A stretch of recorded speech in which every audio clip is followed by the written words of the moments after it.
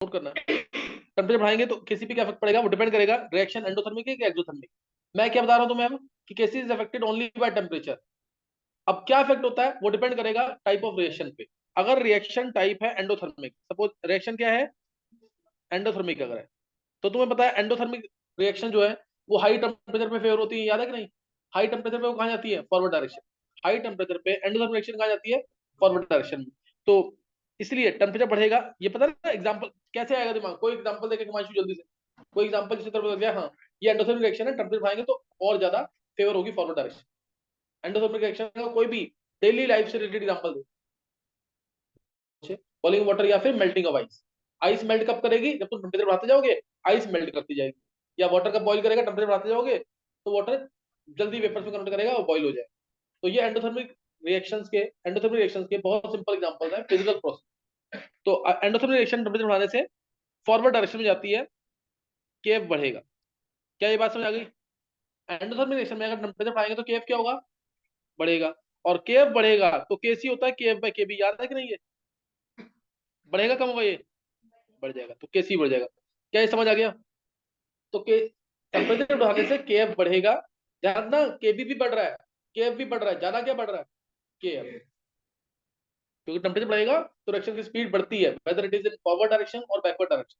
लेकिन ज्यादा कौन सी बढ़ेगी इसमें, KF. KF will increase more than KB, so net KC will increase. और अगर रिएक्शन है एक्सोथर्मिक, टेम्परेचर बढ़ाएंगे तो क्या होगा, केएफ कम हो जाएगा। अब बैकवर्ड डायरेक्शन में जाएगी ना रिएक्शन, अगर एक्सोथर्मिक रिएक्शन है कहाँ जाएगी, बैकवर्ड डायरेक्शन में। टेम्परेचर बढ़ाएंगे केएफ कम होगा तो केसी क्या हो जाएगा। क्या ये समझ आ गया, समझ आया कि नहीं है। बहुत इंपॉर्टेंट पॉइंट है, भूलना नहीं बिल्कुल। सही है, बहुत इंपॉर्टेंट पॉइंट है, उसको भूलना नहीं है बिल्कुल भी। और ये मैंने अभी एक फैक्ट बता दिया, effect of temperature on equilibrium constant, ठीक है, effect of temperature on equilibrium constant, ये क्या होता है ये तुम्हें पता होना चाहिए। अब इसको हम एक रिलेशन के थ्रू एक्सप्रेस करते हैं, वो रिलेशन मैं शायद पहले भी बता दूंगा तुम्हें। T1 टेम्परेचर पे इक्विलिब्रियम कांस्टेंट है K1, T2 टेम्परेचर पे इक्विलिब्रियम कांस्टेंट है K2। तो क्या आ जाएगा यहाँ से, log K2 by K1 is equal to delta H by 2.303 R 1 by T1 minus 1 by T2।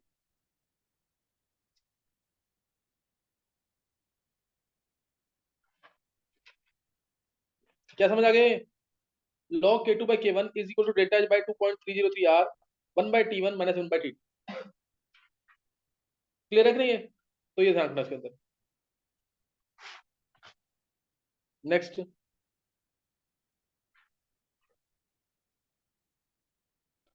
ये रिलेशन भूलना नहीं है, सही ना। वेंट ऑफ इक्वेशन कहते हैं इसको, which gives effect of temperature on equilibrium constant, which gives effect of temperature on equilibrium constant. ऐसी 7 इक्वेशंस होती हैं टोटल, क्लॉसियस क्लैपेरॉन इक्वेशन वो मैंने तुम्हें बताई हुई है, effect of temperature on solubility as well as vapour pressure, वो बता रखी है। ऐसी अरेनियस इक्वेशन भी होती है, और भी इक्वेशंस है ऐसी जो अभी आगे भी आएंगी, आने इक्विलिब्रियम के अंदर ही आएंगी इक्वेशंस ये।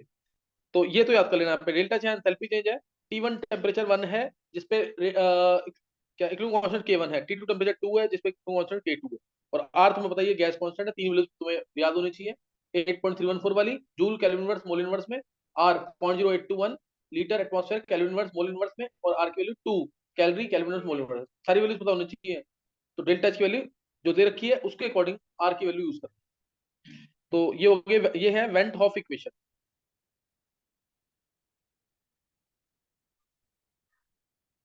तो क्या तुम्हें इफेक्ट ऑफ टेम्परेचर और इक्विलिब्रियम कांस्टेंट क्लियर हो गया है।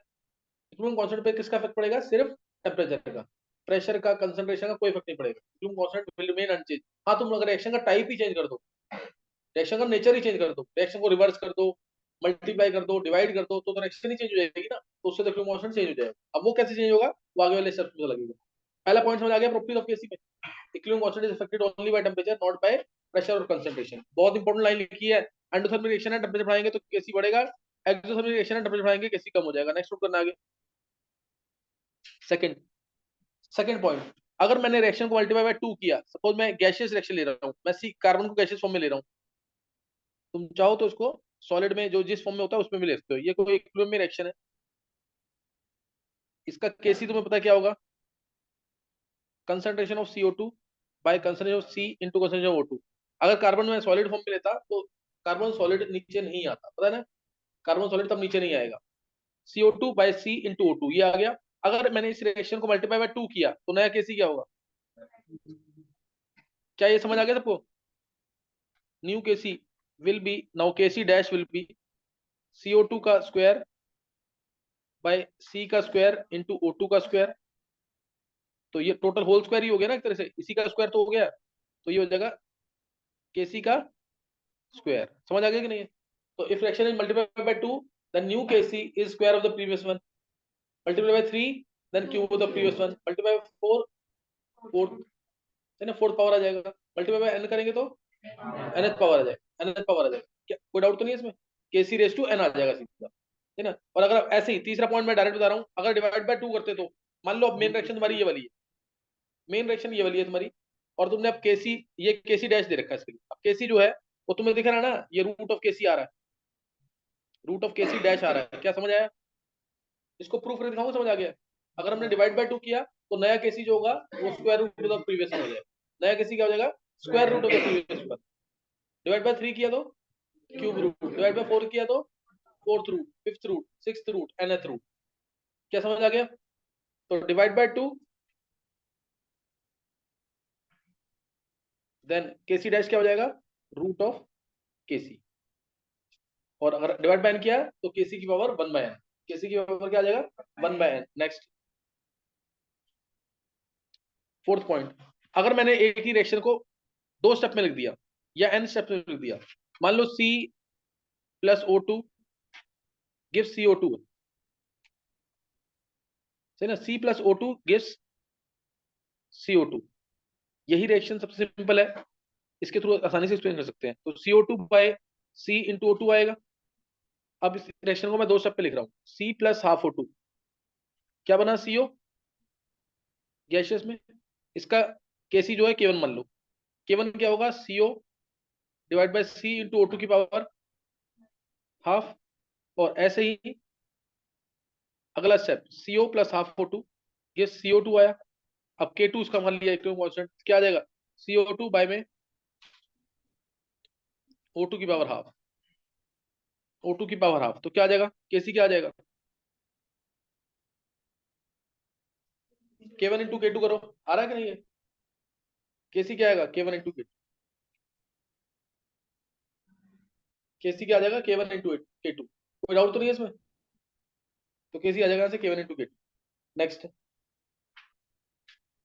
और अगर 3 स्टेप में लिखते तो K2 इंटू K3, 4 स्टेप में इंटू K4, n स्टेप में K1 into K2 till Kn तक आ जाएगा।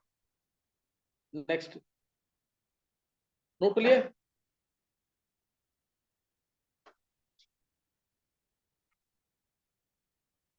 इसमें सिंपल मैथ्स है, समझ आ रहा है कि नहीं? दिया समझ आ रहा है तुम्हें? सिंपल मैथ्स है, इसमें टाइम वेस्ट नहीं कर सकते ज्यादा, है ना। अब अगर मैंने रिएक्शन को डिवाइड बाय 2 कह रहा हूँ, रिएक्शन को रिवर्स कर दिया, रिएक्शन को रिवर्स कर दिया, फिफ्थ पॉइंट, रिएक्शन रिवर्स करेंगे तो केसी इनवर्स हो जाएगा कि नहीं? केसी इनवर्स उल्टा हो जाएगा ना। अब अगर मैंने रिएक्शन को ऐसे लिख दिया, CO2 gives C plus O2, पीछे जो रिएक्शन थी उसको रिवर्स कर दिया, तो केसी डैश क्या हो रहा है? C into O2, product bye reactants होता है, तो ये 1 बाय केसी आ गया कि नहीं? रिएक्शन रिवर्स देन केसी इनवर्स, है ना, रिएक्शन रिवर्स देन केसी इनवर्स। क्लियर हो रहा है कि नहीं है? रिएक्शन को रिवर्स करेंगे तो केसी इनवर्स हो जाएगा। Next, sixth important point, KC predicts about the extent of the reaction. KC क्या प्रिडिक्ट करता है? Extent of the reaction. Extent of the reaction का मतलब क्या है? लास्ट पॉइंट और मोस्ट इंपॉर्टेंट है, KC predicts about the extent of the reaction, यानी रिएक्शन कितनी फॉरवर्ड डायरेक्शन में गई है और कितनी बैकवर्ड डायरेक्शन में गई, ये इसके बारे में बताता है। केसी क्या प्रिडिक्ट करता है? रिएक्शन कितनी फॉरवर्ड डायरेक्शन में गई है, कितनी बैकवर्ड डायरेक्शन में गई है। मान लो केसी की वैल्यू बहुत ज्यादा है या ग्रेटर देन 1 है, यानी प्रोडक्ट ज्यादा है कि नहीं? केसी तो प्रोडक्ट बाय रिएक्टेंट्स होता है, तो केसी प्रोडक्ट क्या होंगे? ग्रेटर ज्यादा होंगे देन रिएक्टेंट्स, प्रोडक्ट ज्यादा है यानी रिएक्शन फॉरवर्ड डायरेक्शन में गई हुई है। अब ऐसे ही एक क्वेश्चन दिया, जैसे इसका आंसर देना है। मान लो एक टर्म है, ये यही लेते हैं, C plus O2 give CO2, इसमें तुमने लिखा केसी, केसी कब डिफाइन होता है? जब रिएक्शन कहाँ होती है? इक्विलिब्रियम में। ये केसी होता है ना जब रिएक्शन इक्विलिब्रियम में, देन केसी इज डिफाइंड, तब केसी को डिफाइन करते हैं। कोई और कंडीशन होगी या कोई और इंस्टेंट होगा तो सेम फॉर्मूला होगा,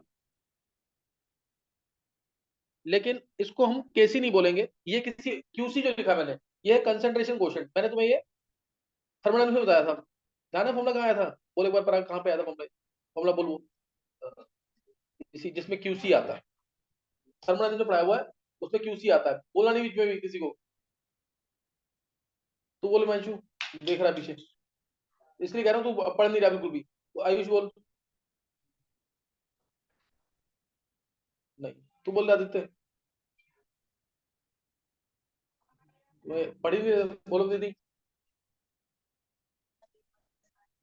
ये delta G is delta G not plus R T natural log. नहीं नहीं नहीं, तू जी बोल रहा था, इसलिए गलत बोला। डेल्टा जी है वो, डेल्टा जी, समझा कि नहीं? तो बात समझ नहीं है। आयुष का सही था, लेकिन इसलिए डेल्टा जी लगाना जरूरी है उसमें। Delta G not plus R T natural log Q, ये फॉर्मूला था ना। वो क्यू क्या था? Concentration coefficient. और जैसे ही अगर मैं इक्विलिब्रियम बोलता हूँ तो डेल्टा जी को क्या करते हो? जीरो। और क्यू क्या बन जाता है? केस। याद आ गया कि नहीं है? तो क्यूसी क्या इक्विलिब्रियम पॉइंट पे है कि उसके अलावा किसी पॉइंट? उसके अलावा। वो इक्विलिब्रियम पॉइंट से पहले भी हो सकता है और इक्विलिब्रियम पॉइंट के बाद भी। जब इक्विलिब्रियम है तो ही केसी डिफाइंड है, नहीं तो क्या डिफाइंड है? क्यूसी। और अगर क्यूसी ग्रेटर देन 1 है, पहला क्यूसी ग्रेटर देन केसी है, तो रिएक्शन कहाँ जाएगी? फॉरवर्ड की बैकवर्ड?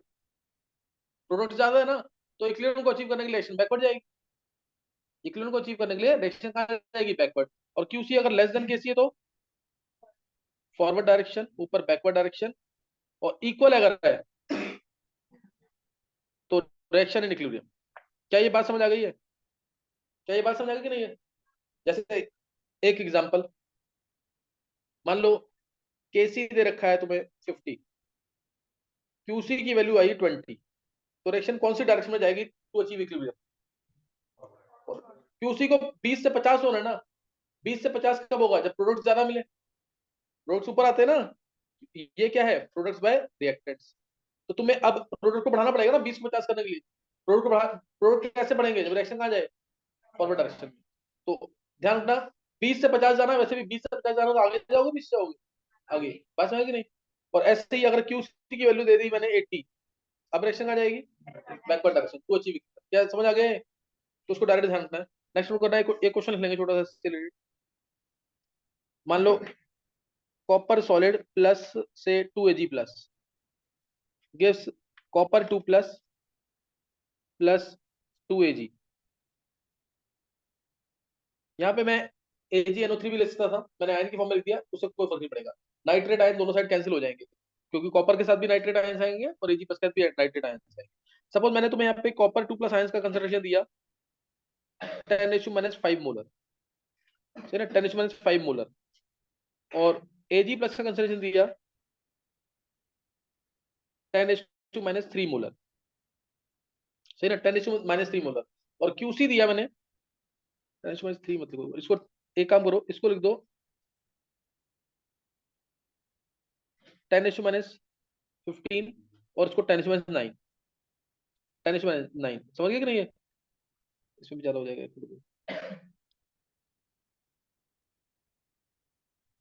चलो इसमें 10⁻9 मत लिखो, 10⁻6 लिख दो उसको, 10⁻6, सही ना? और अब मैंने तुमसे बोला क्यूसी की वैल्यू दे रखी है, क्यूसी नहीं केसी, केसी की वैल्यू दे रखी है से 10⁻⁷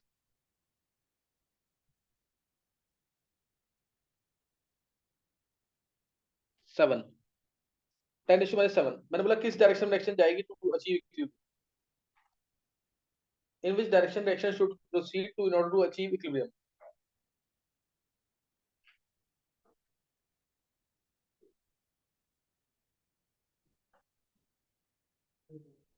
बैकवर्ड।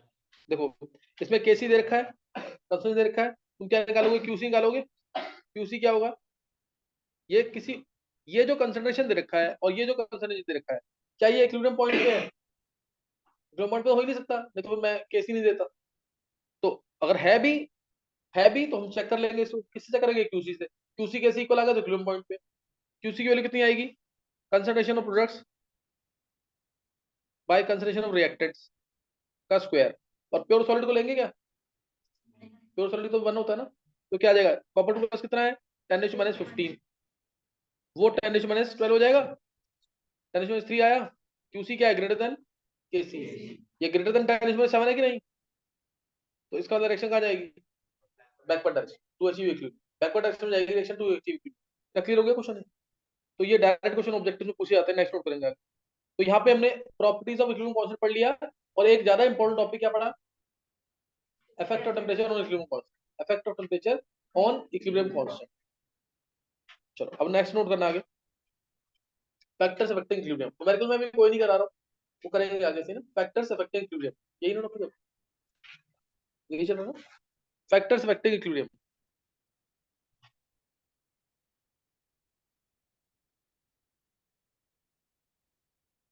फैक्टर्स अफेक्टिंग इक्विलिब्रियम, कौन कौन से फैक्टर्स हैं जो इक्विलिब्रियम, इक्विलिब्रियम कब अचीव होता है, जब रिवर्सिबल रिएक्शन होती है, इरिवर्सिबल में अचीव नहीं होता, जो इक्विलिब्रियम को अफेक्ट करें। तो इसमें जो तुम्हें पढ़ना है वो पढ़ना है effect of inert gas, effect of adding inert gas. ये दो तरीके से अफेक्ट कर सकती है, एक कांस्टेंट वॉल्यूम पे और एक कांस्टेंट प्रेशर।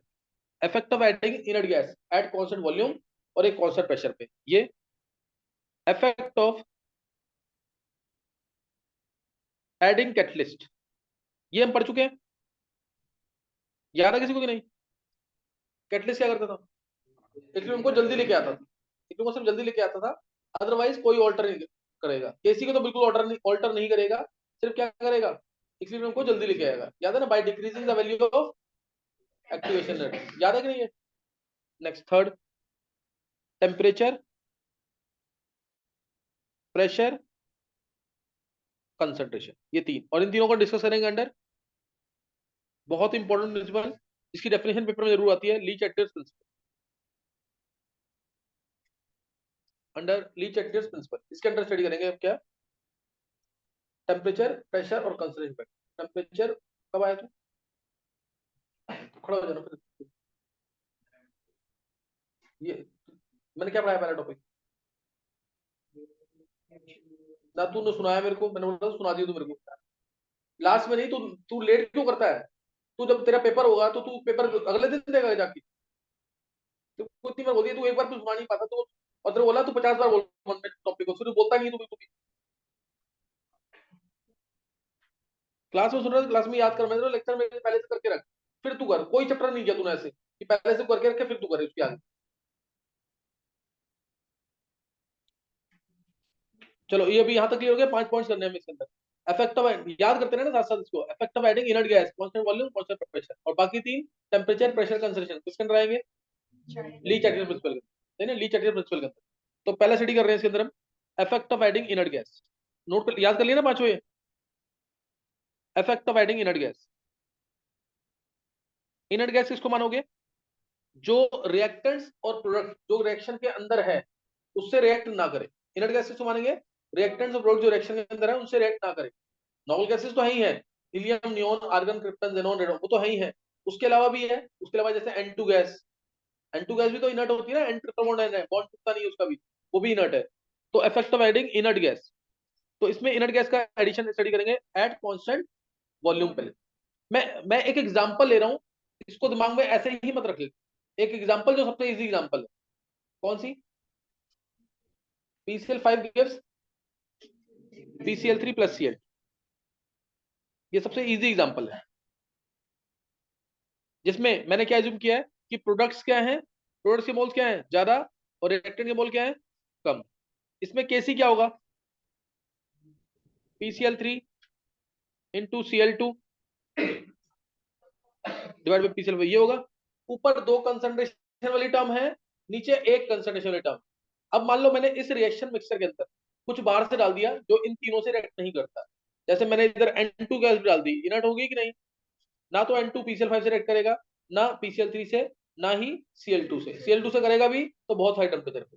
तो इस रिएक्शन के लिए N2 इनर्ट है, N2 डाल दो, हीलियम डाल दो, नियोन डाल दो, आर्गन, कोई भी एक गैस डाल दी जो कि इनर्ट है और इनसे रिएक्ट नहीं करती, जो कि इनर्ट है और इनसे रिएक्ट नहीं करेगी, रिएक्टेंट से, ना ही प्रोडक्ट से। तो अब जब मैंने N2 गैस डाली इसके अंदर, तो क्या इनके नंबर ऑफ मोल्स पे कोई फर्क पड़ेगा?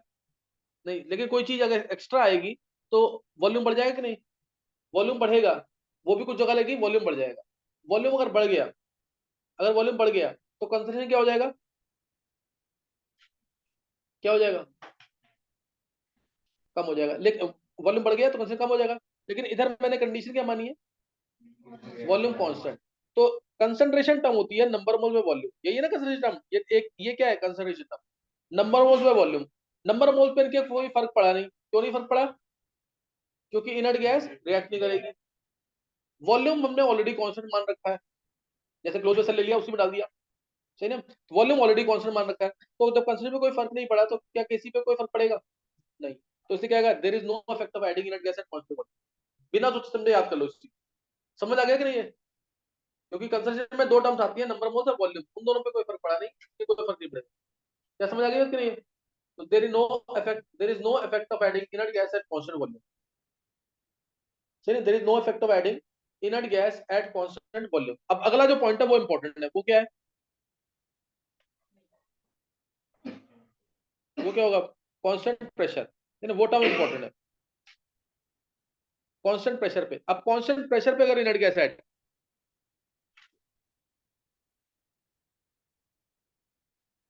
इस पे क्या होगा? कांस्टेंट प्रेशर पे इनर्ट गैस ऐड की, क्या होगा इस पे?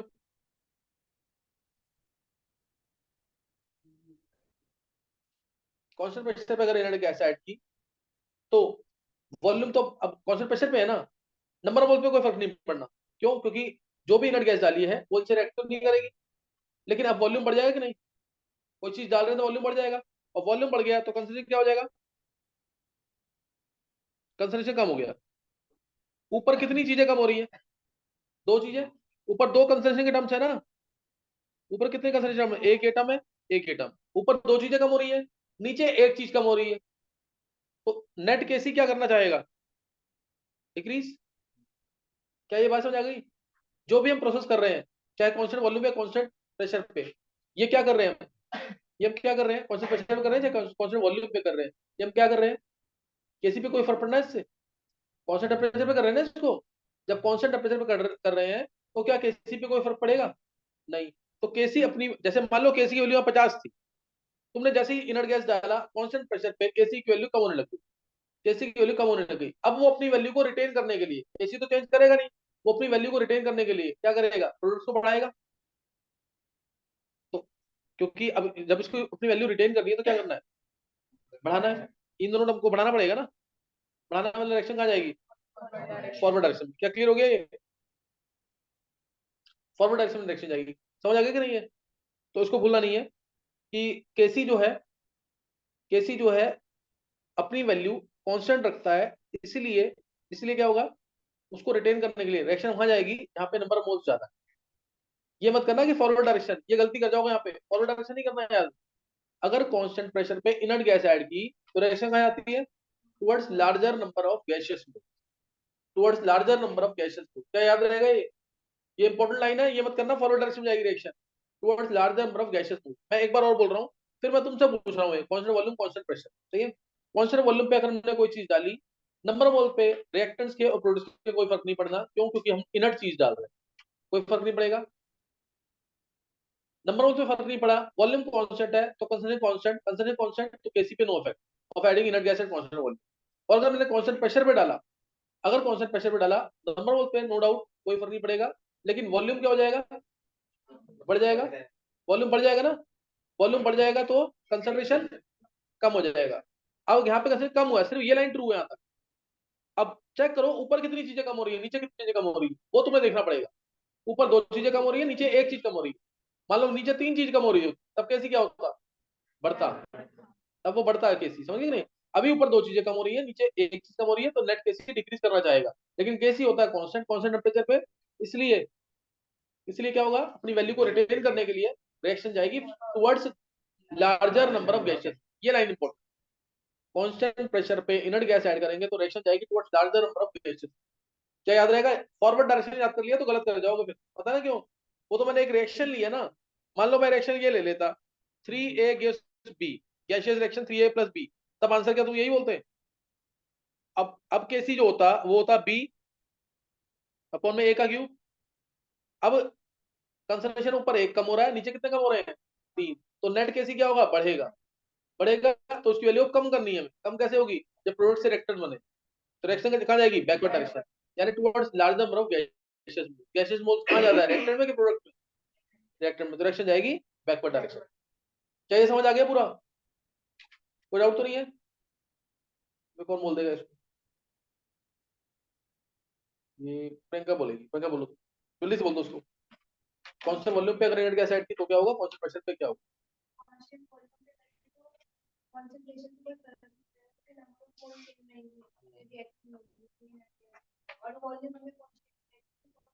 बहुत अच्छा, बिल्कुल सही बोला। हाँ हाँ,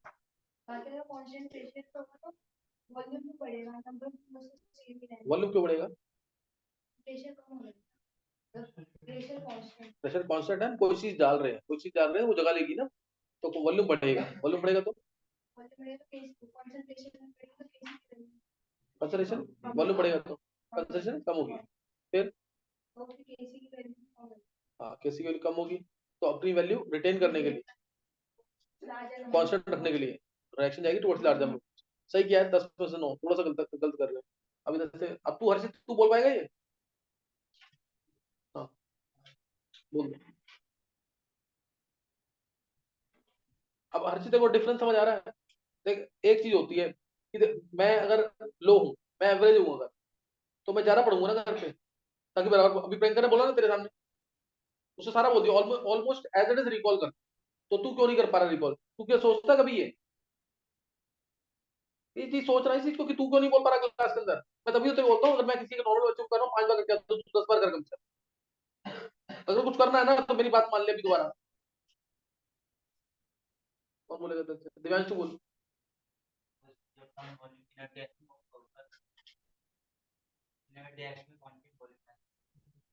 क्या बोल रहा है? देख, घबराएगा कुछ नहीं बोल पाएगा। सोच समझ के तरीके से बोल, घबरा मत। सिंपल है ना, रिएक्शन हो रही है, वैसा है पूरा। इनर्ट गैस डाल रहा है, कौन सा? हाँ, अब सही है। आदित्य, अगर तेरी आवाज आई तो देख मैं क्या काम पहुंचने वाला था। बोल दे।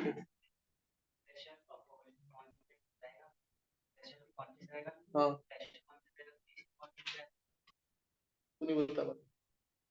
नहीं, कंफ्यूज होगा। बोलो दिया।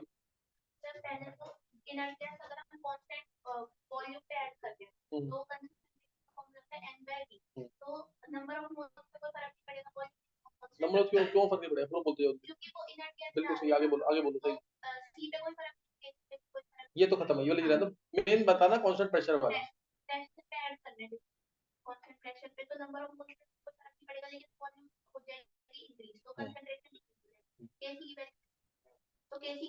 डिक्रीज होना चाहेगी ना, वैसे डिक्रीज तो नहीं होगी ना? चाहिए। हाँ, जब टुवर्ड्स, इसीलिए रिएक्शन जाएगी वहां पे जहाँ पे, हाँ जहाँ पे मोस्ट ज्यादा है। क्या ये समझ आ गया? अब अगली लाइन कुछ भी ना समझ आया हो, सिर्फ क्या याद करना है? कांस्टेंट वॉल्यूम पे no effect of adding inert gas. Constant volume पे no effect of adding inert gas, ये बोल रहा हूँ मैं। No effect of adding inert gas. और कांस्टेंट प्रेशर पे reaction moves towards larger number, चाहे वो फॉरवर्ड डायरेक्शन में हो, चाहे वो बैकवर्ड डायरेक्शन। अगर फॉरवर्ड डायरेक्शन में मोल जा रहा है तो रिएक्शन जाएगी फॉरवर्ड डायरेक्शन में, बैकवर्ड में जा रहा है तो बैकवर्ड जाएगी। बस ये याद करना तुम्हें। और गैसियस देखना जरूर, ये ना हो तुम सॉलिड लिक्विड चेक कर रहे हो। क्या समझ आ गई बात की नहीं? तो ये बहुत इंपॉर्टेंट पॉइंट है, कांस्टेंट वॉल्यूम पे और कांस्टेंट प्रेशर पे क्या इफेक्ट होगा। और एक टाइम ऐसा हुआ करता था कि इक्विलिब्रियम चैप्टर से ना 7 क्वेश्चन आने ही आने, आयनिक और केमिकल को मिलाकर के। और श्योर था, फॉर जैसे वेस्पर थ्योरी भी श्योर है, K2 CR2 KMnO4 श्योर है कि उसमें क्वेश्चन आने ही आना है। ऐसे ये श्योर था कि लीच चैप्टर से क्वेश्चन आएगा ही है ना, इस टॉपिक से क्वेश्चन आना ही आना। क्या समझ आ गया यहाँ तक? पर अब हम पढ़ेंगे आगे लीच चैप्टर प्रिंसिपल, उसको दोबारा रिकॉल कर लो मन में एक बार। अब हमें पढ़ना है मेन टॉपिक क्या, लीच चैप्टर प्रिंसिपल। एक बार रिवीजन कर लेना।